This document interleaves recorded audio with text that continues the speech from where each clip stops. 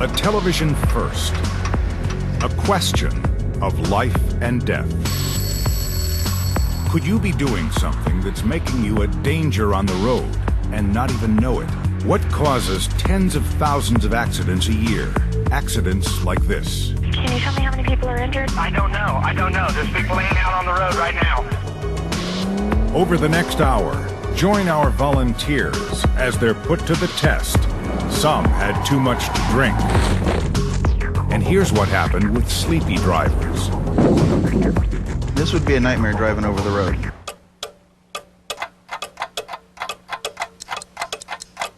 For a lot of us, it's something they don't make enough of. Hours in the day, seconds in the minutes. We're squeezing time dry until someone like State Trooper William Carter looms up in our rear view. When I'm looking at them and I'm behind them, I'm looking at the same thing. It's the same identical thing. The veteran Virginia trooper is comparing you, the driver who's just a little drowsy, to the drunks on the road. You both weave across the line. You both speed. Both drive poorly. It kind of scared me. I saw you go off the road to the right about 4 or 5 times. I'm sorry? I was kind of tired. Okay, you fall asleep? It happens every night. Trooper Carter estimates 7 out of 10 times when he stops what he's sure is going to be a drunk driver, it's just someone who's tired. In Texas alone, in the span of just 4 months last year, 11 deaths caused by drowsy driving. In Nevada this March, 8 killed when the driver of this van tumbled right off the highway. It happens to drivers of all ages, on the job and off. Studies show sleepy drivers cause at least 100,000 accidents a year, and the number may be 3 to 4 times that. No one really knows.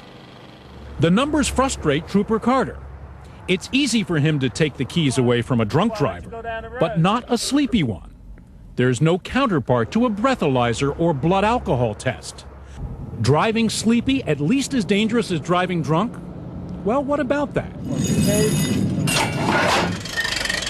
With the help of the staff at the General Motors Desert Proving Ground in Mesa, Arizona, okay, I would love to be able to leave it there. we set up an unusual test, a performance face-off between a group of drunk volunteers and a group of very sleepy volunteers. You're about to see something that has never been done before. And if you've ever wondered what it's really like to drive drunk, you're about to find out. Because our 13 cameras are going to take you for a wild ride. Let the experiment begin.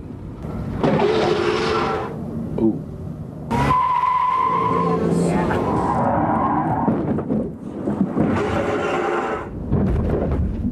Buckle up, because you've got the worst seat in the house. You're about to take a ride with some drunks at the wheel. Now, we all know that driving drunk is taboo, but you're about to see why at very close range.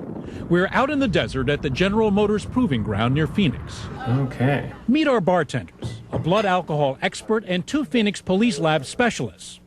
When they get our volunteers just on or just over the brink of being legally drunk in most states, only then do they get the keys to the car. Even our drivers using a go-slow strategy are in for a surprise. They don't realize it, but this isn't exactly the same course they drove when they were sober. Life has surprises, and in the real world, so does driving. And now so does this course. So they won't be anticipating the child's ball that will roll in front of their car, or the stuffed toy dog that's going to dart out in front of them, or this thing, our pop-up car that will loom up suddenly in the roadway. Our drivers are startled, flustered, disoriented. And the group that was almost flawless on the cone count sober is now knocking them over. 8 times as many go down. Each cone is a driver off the roadway who could be hurting himself or others. That definitely was a lapse of consciousness of some form. Watching the drunk drivers very carefully is Dr. Nelson Powell, a surgeon and co-director of Stanford University's renowned sleep center. He's out here to see if he can put some solid science behind what the trooper in Virginia and others feel, that if you drive sleepy, you're every bit as dangerous as if you drive drunk. Then there are drivers who can see trouble but can't adjust in time. All right, that'll score big. Terry destroys our ball. It's history. He laughs, but on a real roadway, don't you expect a child to come running out after that ball? And the dog. Terry doesn't even try to evade it. He just drives right over it without missing a beat. You know, it's just like surprising to me that I had no reaction to it. It's just, I saw it happen, but, you know, I had no reflex to react. Hold on. This drunk driver is about to take you on the wildest ride of the day. Lap 1. Cones go down so fast it's hard to see them. And look what's ahead. A pop-up car that Milton doesn't expect. Watch. Did you see that? You remember hitting something over here? Something on the road? Yeah. But that was like, you know, I didn't see that. Incredibly, he had a reading that hovered only around .08.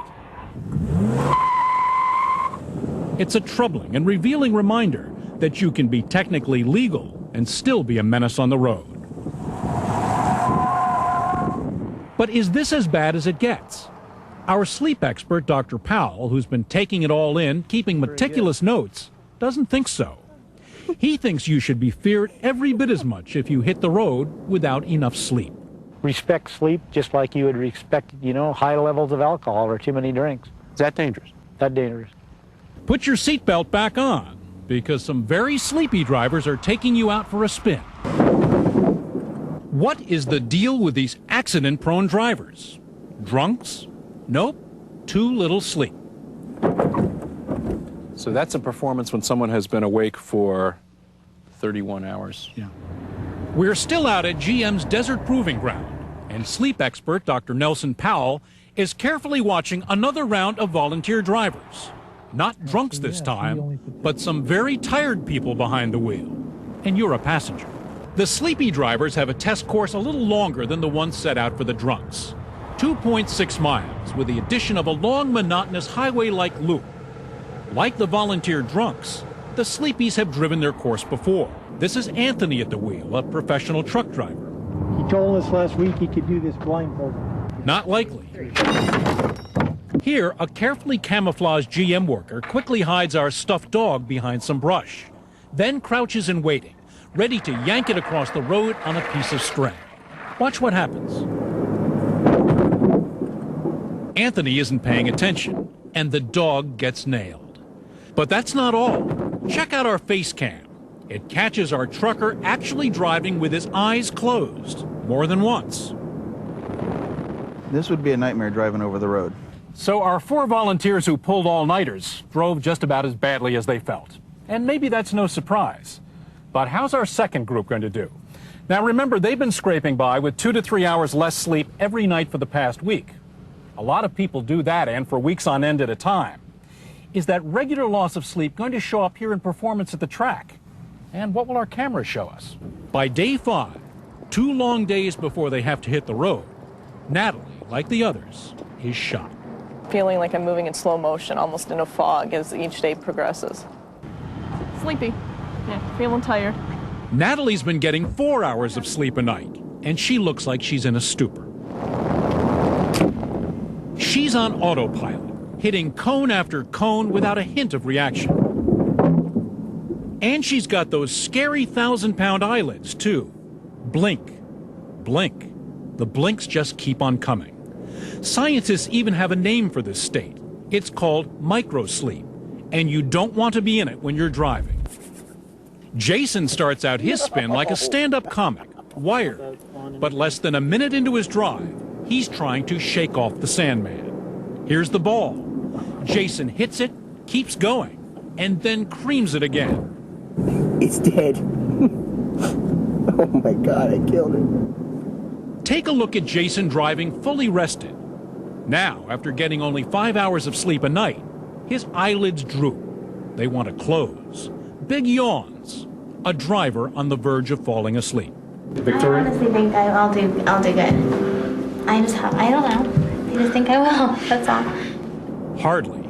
Just look. Gone is the alert focus driver we saw a week earlier.